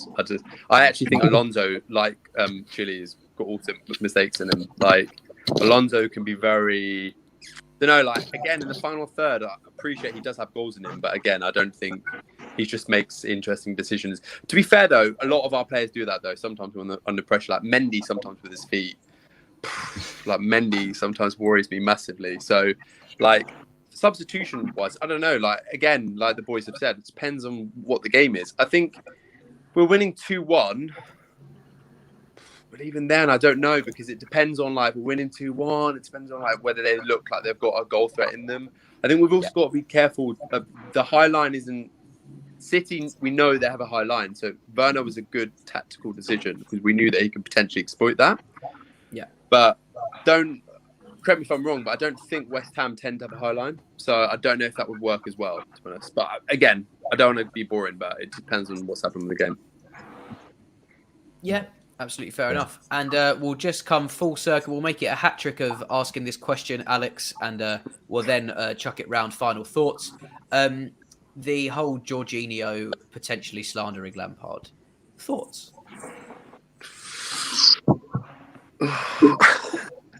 Well, have you all answered this? Is this why you're coming to me? Yeah. Oh, listen, listen. Lampard, to me personally, he's a club legend. So, like, I don't know. Like, Jorginho's obviously a good player. I don't really know what's happened, to be honest, between them. Yeah, I don't know. It's a tough one because I like both of them. So I know that's not a great answer, but No, that's fair enough. Yeah. Yeah. I mean, we've essentially all said that. Not in but we did say that there's a huge contrast in Jorginho saying that about Lampard and Lampard saying that about AVB. There's like, although we said semantically it is exactly the same.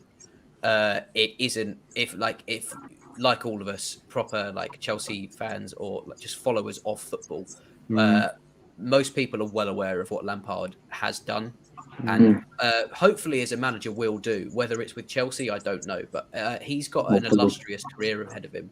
If he has an eighth of the career managerial wise that he did on the pitch, then it's just going to be fantastic. But there's a massive difference between sort of slandering a club legend and bad mouthing someone who isn't, basically. Quick question for you: If we win the Champions League this season, like we kind of all, we're not going to say it, but we're kind of all hoping, does Jorginho become a club legend? No, it depends. Well, what? Like Jorginho will never be. That's a very good point. That's fat, yeah. But what, like Eli? Why would he not be considered a club legend? Because club legends aren't like club legends should be unique. Should be players like Ashley Cole, Frank Lampard, Didier Drogba, John Terry, Petr Cech. Those are club legends. Yeah. Okay. Fair enough. Jorginho has 3 years at Chelsea. Yeah. But with respect, were all of them unique? The people you just mentioned. Yeah, they're unique. Yeah, but then, like, in what sense? They're the biggest players Chelsea have ever had. Okay, but if you look at somebody like Ramirez, who was there for a relatively short time, but won all the trophies, he won everything. Like, is he? Good point. Is he a club legend? Like, I know there's probably like there's scales to it. So I mean, deep in what is Ryan Bertrand a club legend? Well, like when I mean club legend, I mean the best players ever. YouTubers do like a tier, so like you've got club legend up there, and we all know who club legends. For me, it's like it's Zola, it's Lampard, it's Terry, it's Singwa. And then like cult hero. For me, Aspilicueta goes a club legend as well. Then you got cult hero, and I feel like if you're anybody who kind of win, I'm sorry, Eden Hazard's club legend as well. But if you like players that win the Champions League at the club are forever embedded in the history of the club. So I don't know. I don't think he's not too far from being a cult hero. Maybe I'm a bit swayed because, like I said, is Torres a club legend? Is who? Fernando Torres. I would say no. If you say that, had he not played as well as he did in the semi-final, I mean, what's your definition of a club legend, right? Technically, but we were semi-final against Barcelona as well. Again, both of them, had they not played that well, never would have got to the final. May not have won the Champions League. We've got to be real about it. Exactly. We were going through on the away goal. Like, in my opinion, all he did was essentially pay back what he owed us. But remind me, how many minutes were left when he scored? I can't remember. It was a minute 90 something. There wasn't too much. To be fair, the Ramirez goal, I know we've gone off a tangent completely here in terms of club legend and what. Good one though. I just think that Jorginho, like, of course he has no right to say this, but I feel like the sentiment that he's sharing about Frank Lampard, I feel like there's a lot of players in that dressing room that, although when Lampard went, he someone say Marcus Alonso is he a club legend? Exactly. That's why I was giving it that. But like the sentiment that Jorginho espoused in the media when he's talking about Frank Lampard, I don't think that sentiment it rings true for a lot of people in our dressing room. I think that Lampard kind of lost the dressing room a little bit, and you saw it in the performances. Even saw in the interview that Fikayo Tomori gave, somebody that was playing under Lampard at Derby, when he was dropped and wasn't communicated with at all why he was dropped. I feel like Lampard is he's a club legend, and he's going to Chelsea one day. But I think he has a lot to learn in terms of management. He wasn't that far removed from being a player. And although that does help managers in a sense in terms of relating to players, I feel like the enormity of the job in terms of all the facets when it comes to talking to players, communicating, making sure that people respect you on a certain level, I think that might have been lost with Lampard at Chelsea. And I think the opinions of Jorginho might be opinions of a lot of people at Chelsea, which we don't like to hear. Look, I 100% agree. And I said Lampard wasn't ready. I said Lampard wasn't ready to be Chelsea. Yeah, I agree. But he's still by far my favorite player of all time. He might have not been ready, but you have to accept we wouldn't even be in the Champions League this season without his overperformance of the previous. Yeah, 100%. You know, he came and essentially, I mean, we weren't in the room. We don't know what he was told, but he said, "Look, do your best. If it goes all right, we'll get someone else in." But he had a transfer ban. No one wanted his job because they couldn't essentially do anything different. So he overperformed. And when it came to it, he even expressively told us in multiple interviews and just the way he carried himself, he said, "We're on a fantastic streak. That will change because that is football." And someone like him knows what he's talking about. And although totally, I was in probably all your boats, didn't want him to go like he did, but there's no, Tuchel's proved himself tenfold. However, the only reason Tuchel is performing in the Champions League in these is because A, Lampard had a say in who was more, i.e. Ben Chilwell and people like that, and B, his overperformance of last year. And Lampard is the reason why we were in the Champions League from the beginning. Exactly. Look, for me, it's different because Chelsea are not my local club. And I understand that. I get bans about that. I understand. But I was 6 years old in Canada watching Lampard banging goals for Chelsea. That means a lot to me. That's why I adore Lamps. Yeah, for sure. But I think there is a distinction, though, between, as much as I love him, there is a distinction between his management career and his playing career. And I think sometimes the love and the emotion. Chalk and cheese. No, definitely. Yeah. And I think we've got to be. I agree about the whole no one wanted the club at the time of the transfer ban. I agree with that. However, the problem was we knew that the second season would be difficult for him because the first season he kind of had that leverage because everyone knew that they wouldn't give him a tough time because he had the transfer ban and like do what you can with the players you've got. And it was good to like have the kind of academy players get like a run. But the second season was always going to be tough for him. So it was kind of inevitable. I always saw him getting sacked. I didn't see him getting sacked when he got sacked, but I knew he'd have 2 seasons, to be honest, max. Yeah. Look, I would love Lamps as manager, as Chelsea manager in 5 years' time, but he needs to get experience. He needs to manage a mid-table Premier League club, take them, qualify for Europe. Well, he's odds favourite to take over from Hodgson, isn't he? Yeah. I would like Newcastle more. Yeah. Well, I say that I read that once. That might have changed.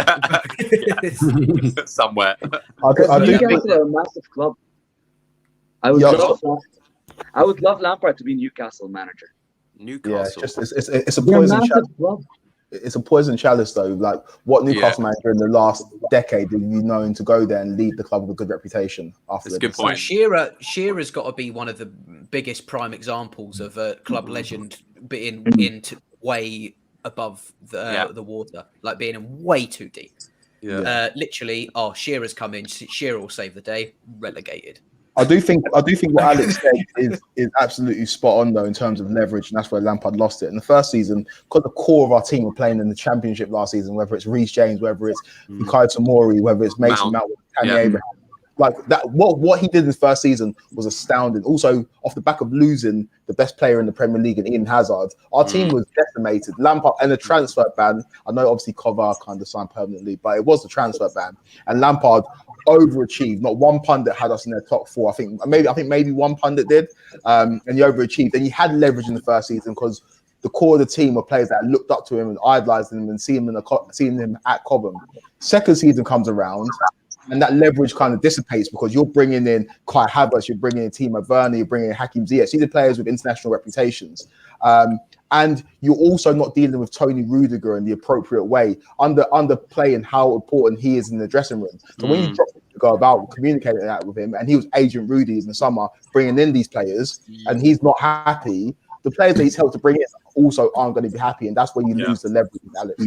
Not only that, Kwaku, and then I've got a question. We'll talk about the loan players after I've said this, but in regards to Ben Chilwell, my favourite Chelsea player at this point in time, and I've been abused horrifically for that opinion. Yeah, I love him. I love Ben, but for me it's Mason. For me it's Mount. But you can't treat a professional football player like Frank Lampard treated Marcus Alonso, and I understand that he might not have agreed sort of ethically with what Alonso did by sitting on the coaching stuff, but he completely ostracized a player for one small glimpse of sort of like personal attack that he took so way more personally than Alonso might have thought it was ever going to come across. I understand that Frank Lampard is ruthless, and he comes from that generation of ruthless football players. But Ben Chilwell, like I said, although he's my favourite, can't play every single minute of the game, and he needs a replacement. If you take away Marcus Alonso and Ben Chilwell gets injured, that is your left. That is your left of the final third completely open. So you need to, which is where Tuchel's come in and totally changed how he manages it man to man, because he's kept everyone relatively happy. I'm sure not everyone's completely excited about it, but overall, you can see why Thomas Tuchel is a sort of matured, experienced manager, and Frank Lampard isn't. But Frank Lampard's going to learn that, and I can't wait to see what he's like when he actually does. Look, let's be fair. I love Chile, but behind him we have some terrible left backs. Well, Marcus Alonso and Emerson. Like, I mean, can I just say, I think Emerson's not that bad as left. Like Alonso's the worst defender. Everyone like compares them both together. 100%. Let's get that in there. Like Alonso is worse than Emerson at defending. Like period. Yeah, but they're both terrible. Let's be fair. Yeah, but it's subjective. Like terrible versus what? Like versus who? I feel like with Emerson, I don't know why. Like the other, like I think 2-3 years ago, my girlfriend was first getting into football, and she was learning all the Chelsea players and trying to like assimilate itself with the club. And Emerson was always the most forgettable one. She just never remembered Emerson. And I think that's kind of indicative of his time at Chelsea. Not very memorable. I don't think he's done anything egregious to the point like we should be screaming Emerson shouldn't start. And he's had some good moments in the Chelsea shirt. I think it's been unfortunate in terms of timing, in terms of injuries, in terms of different managers. But like Alex is saying, he's not awful, but I think the only thing that Alonso has over him is that Alonso has won trophies at Chelsea, and Alonso has a lot more going forward than Emerson. And also Alonso's free kick against Tottenham. Yeah. And so, guys, the final question. So we've done our starting 11 again. Please rewind once we've gone all of this. Go back through the starting 11. You can follow us all on Twitter. Disagree with us, agree with us, do whatever you like. Abuse me, do what you like. But my final question, guys, and we'll just do a free for all. Actually, in regards to our loan players, who are you thinking would be a good fit for next year? I'm talking as a super sub, as a member of the starting 11, as a second fiddle. I'd like to see how Tomori does. I haven't really followed him in the Serie A, but I thought he was again left by the wayside for Lampard, and he might have had his reasons, but I think every time Tomori came on, he performed really, really well. And who can forget his first goal against Hull? Surely that's a reason to give him a chance in the first place. Again, we've just seen someone else say Ethan Ampadu, but have the floor, guys. Start.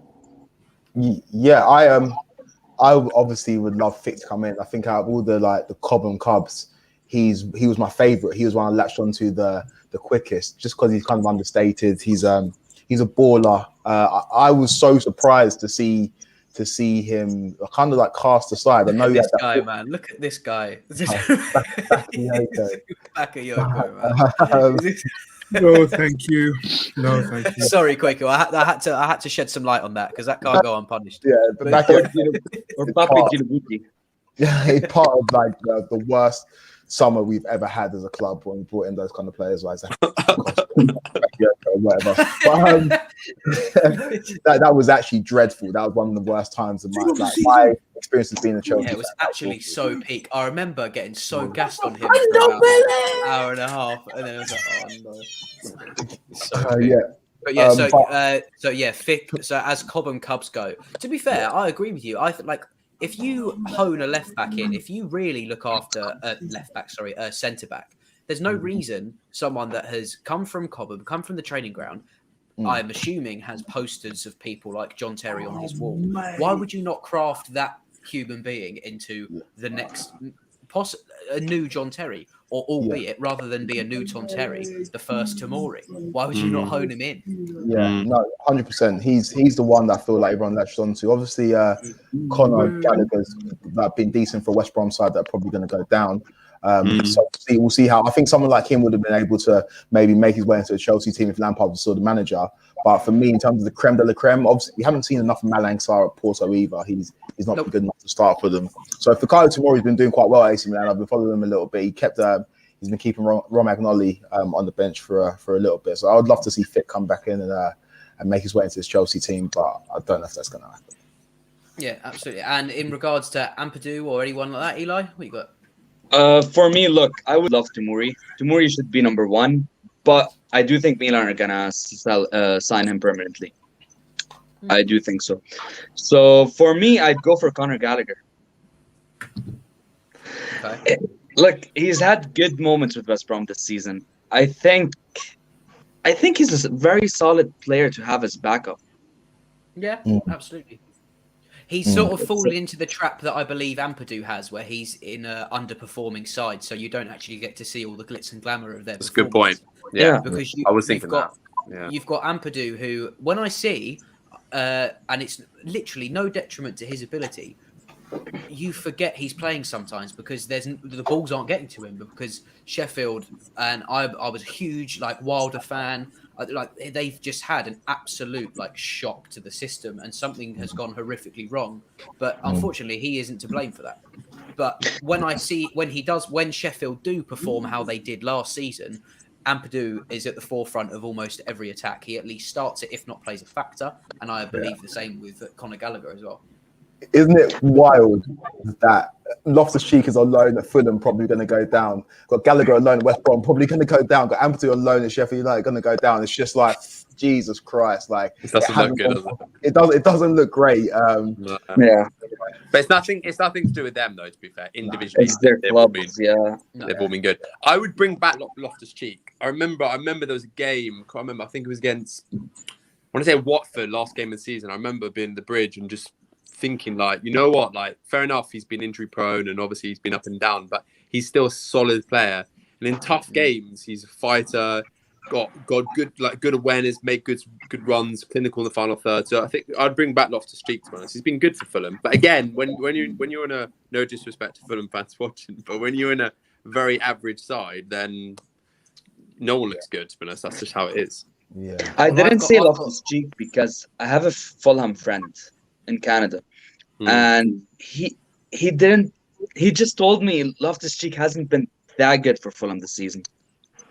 I don't think any of them have been that good. Yeah, I mean, what are you measuring, right? I mean, I feel like with Ruben, it's got to a point. It's quite sad because I feel like he was the first kind of academy prospect that maybe if you discount Josh McEachran, that we all latched onto. It was Ruben's going to be the one before obviously Mount and all these guys come through. Didn't let him go on loan for ages until he finally went on loan to Palace. So he was always the one we latched onto. And I feel like he's just been so unfortunate with injuries. The Achilles one killed him when we were playing that stupid friendly and what in America, like the most stupid way to get an injury. And you hear him in interviews now, and he talks about how his body's kind of betraying him and how he doesn't have full faith in his body. And I just feel his build and the way he is, I just can't see him being consistent enough and playing enough games to feature in this Chelsea team going forward, which makes me really sad because in terms of ability, he's right up there. But in terms of that, he's just not going to do it. Boys, you know we're laughing at Bakayoko, but he's been doing well this season. Yeah, but do you know what? That man has given me so much grief. I don't want to like. He's like a sort of toxic ex-girlfriend, man. You just got to cut him off. He might be doing perfectly fine with someone else, but let him do him somewhere else. Man. Caused me too much pain. And especially in regards to not only the players if we got now, I would like if you gave me the option of, and I know they do play like quite dissimilar roles, but if you gave me the option to have in your midfield and you gave me 3 people, and that was Ethan Ampadu, Conor Gallagher, and Timo Bakayoko. Bakayoko's still on the bench. Definitely. Which is crazy because like, if you look at the Monaco team that we signed him from, they were all ballers. Bernardo Silva, baller. Fabinho, baller. And then we got dud, all of them. Mbappe, baller. And we got the worst one out of all of them. It's crazy. Like absolutely shagged, brother. How have you Mendy, who's even injury prone in City, he's still like a baller. No, you're right. Nah, I think that Mendy is terrible. Yeah. No, he's not. Come on, he's not terrible. He's not terrible. Terrible is a strong word. Not terrible, but he's always injured. When he plays for City, he's. But you know what? This is the interesting thing with like football. Like the moment you get an injury, everyone does forget your kind of performance before your injury. Like I think we've got to. You got like you can't compare and contrast. You just got to look at the overall player. Yeah. With injury, without injury, and just I know football's a results business, but you've got to be fair to them. Do you know what I mean? Like it's difficult. I'll say at the same time, you know that I think Pulisic, if he doesn't have injuries, can be better than Hazard for Chelsea. But with his injury, that's a big claim. There's a lot of big statements coming out today. Wow. Yeah, that's big. That's big. No, I rate it. Back yourself. Do it. My point is, but Pulisic's injuries is where I don't really fully trust him. Yeah. Right? Like, no, but player. That's why I'm telling you, like, injuries can affect a lot. So you're talking in terms of player, like individual player influentiality. You're claiming that Christian Pulisic can pull it out the bag as much as Eden Hazard can do. No, without injuries, yes. Without no, come on. You know what? I think we should play the Liverpool, the goal against Liverpool clip, and just leave it there. Really, he was world class at the end of last season. Yeah. That's what I'm talking about. But I think but you say that. But when you say that, Eli, like, and that's for like, we'll all eat our words if you're proved wrong. But no, I'm 100%. What you just said was at the end of last season. He was good for a fifth of the season. Yeah. That's the problem. He was good in the FA Cup final until we got and then he got injured in the FA Cup final. Yeah, but Hazard. Everyone forgets Hazard. If we hadn't have had Hazard for the last few years, God knows where we would have been. He was carrying our attack. Eden Hazard, from maybe second season until he left, in my opinion, was the best player in the Premier League. Like, he was too good for us, which feels weird to say as a Chelsea fan because we've won all the trophies. But he should have left us after his second or third season. He gave us way too many good years of his career because he was carrying a Chelsea team that had Moses starting at right wing back and Marcus Rashford starting at left wing back to win in the Premier League. That team had no right to be winning anything, and Eden Hazard not a single chance. I'm talking talent-wise. I'm talking who on their best day who can be better. And you think it's Christian? Okay, well, stop. Like, I'm looking at myself and I'm like, what am I saying? But yeah, no, fair enough. Can be a very good player. You know what? I'd love BLUESFANSTV put that to a poll. See what people are saying. Because Eli, I'm getting you on a different chat soon, and we're having this poll. We're dropping these big comments. I love it. Yeah, no, they're sick though because they are sick because. But so guys, final thoughts. Yeah, round it all up. Final thoughts. Excited, nervous for the West Ham game? We'll go, Alex. I'm nervous. Like, we played poorly. Forget the whole Super League debacle. We should be putting away Brighton at home, right? Let's get that out there straight away. So, the way we played against West Brom, the way we played against Brighton, if we play like that for the first 20, 25 minutes, we'll get destroyed. However, the only thing that gives me a little bit of hope is Arsenal got absolutely spanked the first half against West Ham. And then, as we've seen, West Ham do have cracks. So, even if we have a bad start, I think we can come back. But we need to be much better than we were against Brighton because we look like a fucking average team. 100%. Absolutely. Fata? I can't lie. After what happened last night, I'm a bit pessimist, but a bit shaken after the result last night. And with the match coming up tomorrow, Liverpool are going to play first at 12:30 p.m. kickoff. I am nervous in terms of, the level of the fitness of these players and the performance that has been inconsistent as of late after that international break. And yeah, man, like it or not, I'm a bit cautious about tomorrow, but I do think that these players are going to step up in the big games. I hope so. Eli? If we play like we played against Liverpool, City, Tottenham, Atletico, we will win the game. If we played like we played against Brighton, Southampton, Leeds, we will drop points. But if we play at our best, we'll win the game. We have much more quality than West Ham. Yeah, of course. Yeah, definitely. And Kwaku? I'm supremely confident, maybe overconfident. I think it's not even going to be close. I think we're going to beat them 3-0. I just have 3-0. I have such confidence. If we look at West Ham starting lineup and we see the players that they're missing, if we don't go out there and slap up West Ham, or at least go and get a result against West Ham, we've got some serious thinking to do. They're missing all of their best players, all of the most effective players this season. Obviously, Lingard, as Weekly Update said, is fit.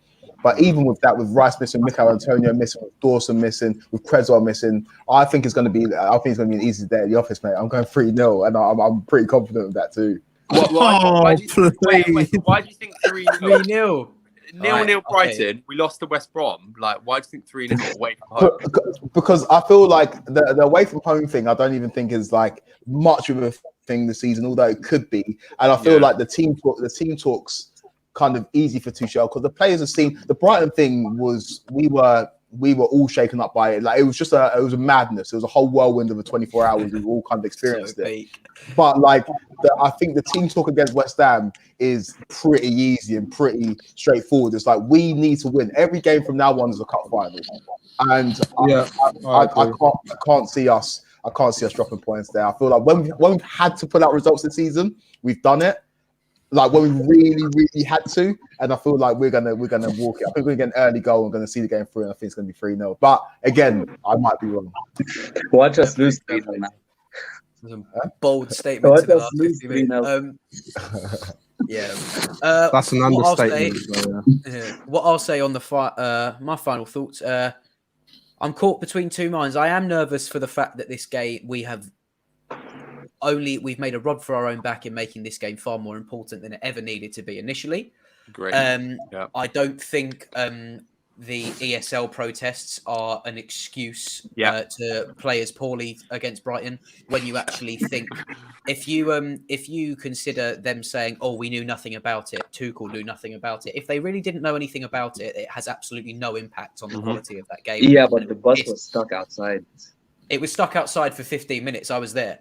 Like it was like a 15-minute delay should not hinder how poorly you play for an hour and a half. Yeah. And I understand it might have shaken them up a little bit, but if Brighton, yeah, exactly. Like it might have shaken them up a little bit, but if the players genuinely, and I wholeheartedly agree that they didn't have anything to do with the ESL conversation in the slightest, if they genuinely didn't, then there's no reason why those protests should hinder how they perform because we aren't protesting against them. Having said that, Graham Potter is a fantastic man-to-man manager. I think he does an excellent job. I think Brighton knew exactly where we were going to attack, and we didn't have a plan B. So credit to Brighton in that game, even though we weren't up to our best. I think in regards to the West Brom game, I know we've seen it happen. We did lose 5-2. West Brom played out of their skin. West Brom weren't West Brom that game. It was insane. Like, it was a freak result.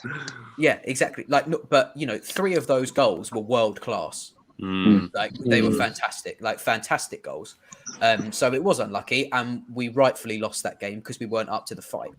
West Ham are already, you can see the cracks in their foundation with regards to their injuries, with regards to them not essentially, they're not doing a full Tottenham, but they are bottling it ever so slightly. And then you've got, as long as you can target now, when you think, as much as I respect him, I think he's a fantastic veteran for that club. Mark Noble isn't the player he used to be. You need to go, you need to target people like him.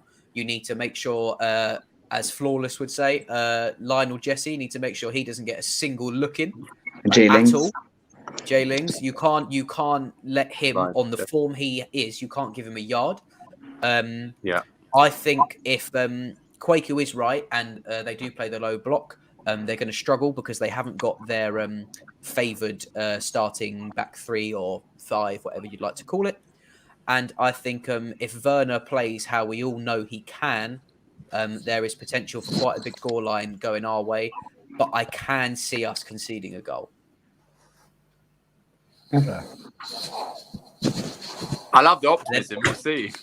We'll see. So hopefully. But other than that, guys, everyone watching, thank you ever so much. Do not forget to like, subscribe to my channel at BluesBrewJoe. I'm on Twitter, Instagram, all that lark. Don't forget to follow these guys as well. Do not forget to follow the channel. Make sure you keep in touch with all the content and stuff. If you've got any important things that you want us to bring up, please message me and I'll talk to all the people that help us put these videos together, and we'll try and get a conversation going. Yeah, that's all I can say, guys. Hope you enjoyed the sun today. Enjoy the rest of the weekend. Enjoy the game. I hope to see you for either the watch along and my player review, or both. And other than that, up the Chelsea, guys. And congratulations to every football fan out there who played a part in stopping the ESL. So thank you very much, guys. And let's continue that energy for the more ethical topics. So next time we're against something. We're against anti-Semitism, racism, sexism, homophobia. Bring the same energy. Don't forget ticket prices. Don't forget ticket prices. And ticket prices.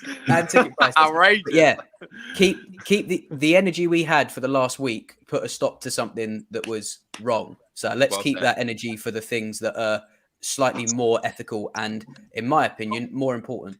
Because football, if we are talking about football being inclusive to everyone, that doesn't just mean the diehard fans. That means every single person in the world. So let's not be hypocrites and keep it going. Yeah. So, big up, guys. Up the Chelsea. Love you all. Up the Chelsea. Thanks, mate. Bye, guys.